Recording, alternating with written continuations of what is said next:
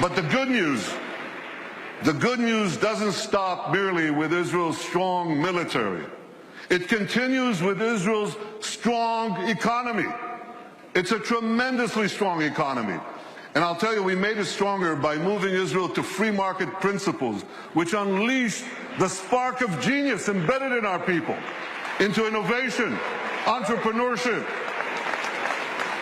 And there's a revolution taking place. This couldn't happen at the better time.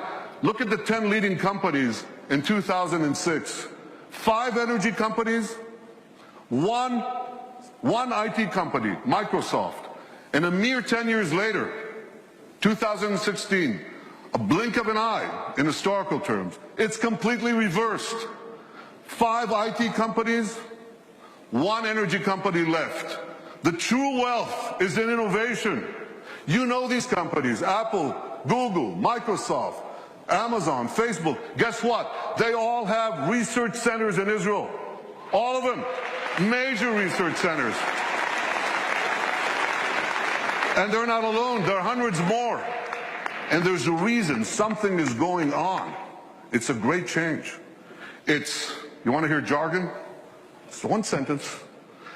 This is a terrible sentence, but I have no other way to say it. It's the confluence of big data, connectivity, and artificial intelligence. Okay? Did you get that? Yeah. You know what that does? It revolutionizes old industries and it creates entirely new industries. So here's an old industry that Israel was always great in, agriculture. We're always good in agriculture. But now we have precision agriculture. You know what that is? See that drone in the sky? He's connected to a big database. And there are sensors in the field. And in the field, there's drip irrigation and drip fertilization. And now we can target, with this technology, the water that we give, the fertilizer that we give, down to the individual plant that needs it. That's precision agriculture. That's Israel.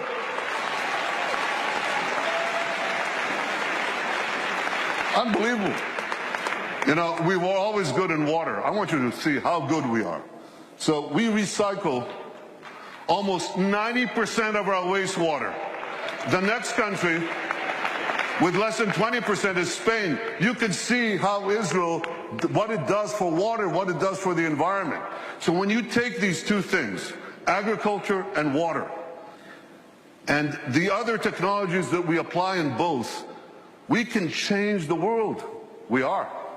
We are. I just heard about an African woman in Africa has to walk 8 hours a day to give water to her children. 4 hours one way to a well, 4 hours back. And a young Israeli company brought in this technology that improves on Moses. Remember Moses? He brought water from Iraq. They bring water from thin air. They bring water to Africa, to millions of people in Africa. Israeli technology. And I was just recently in India. That's my friend, Prime Minister Narendra Modi. Great friend. I'm showing him cherry tomatoes. This is in Gujarat, India. This is Israeli technology. And what I heard there was fantastic. Farmers came from the region. There's an experimental farm there and a place where Israel gives technology know-how to Indian farmers. 65% of India's population are farmers. And one farmer after the other gets up and says, because of Israeli technology, I've increased my crop yields and my income 3 times, 4 times, 5 times. Israel is changing the world in India, in Asia, in Africa, in Latin America, everywhere. These are the old industries. Now they're new industries. Israel is literally, how can I say this?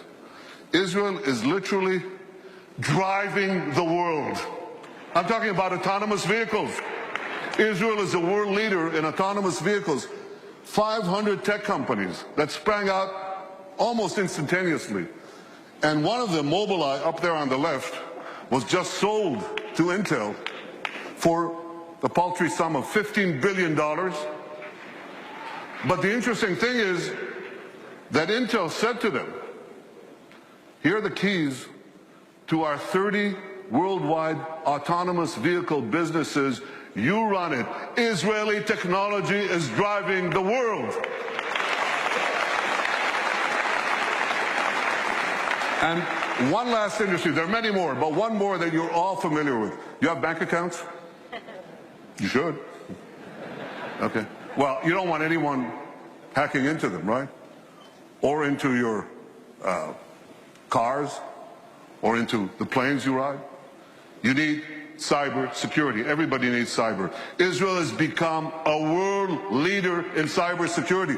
Look at how much they invest in the hundreds of Israeli startup companies, tremendous companies. But here's another factor that you should know. Israel's population is how much? Who knows? Class? 8 million. It's closer to 9, but it's about between 8 and 9 million. That's correct. And what percentage of that is of the world's population? Oh, come on. It's 1/10 of 1%. So what percentage do we get of the world global investment in cybersecurity, in private investment in cybersecurity? We're 1/10 of 1% of the world's population, and we get a whopping 20% of global private investment in cyber. We're punching 200 times above our weight. Not 2 times, not 10 times, not 100 times, 200 times above our weight. That's one heck of a punch. Very strong.